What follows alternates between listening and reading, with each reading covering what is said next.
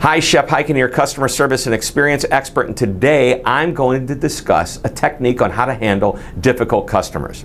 My friend from South Africa, Marcel Oudejans, a fellow speaker and a magician I might add, asked how I felt about the following statement.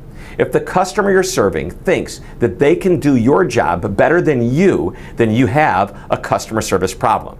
My answer to Marcel was simple. You get it. Spot on. Now, you've been there, I'm sure. As a customer, have you ever felt as if you can do a better job than the customer service rep that you're talking to?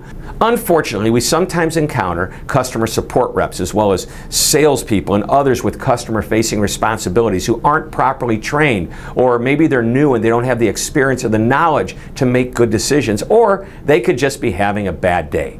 The result is frustration. We may lose confidence in the business and their people, and the worst case scenario is that we may choose to stop doing business with the company altogether. But let's turn this around. Let's say that you're the customer service rep and you are knowledgeable, you're helpful, and you're very qualified to take care of the customer and answer his or her questions. Yet you encounter a difficult customer who thinks that they can do your job better than you can do it. So what can you do? Perhaps you've tried using the techniques that you've been trained to use in difficult situations. You've acknowledged the problem, apologize for it, even if it wasn't your fault. You've suggested different ways to resolve the problem, and also, of great importance, you've remained calm. So, what else can you do? Well, here's an idea worth considering. I call it letting the customer wear your shoes. It's role reversal. You ask the customer the simple question, Mr. or Mrs. Customer,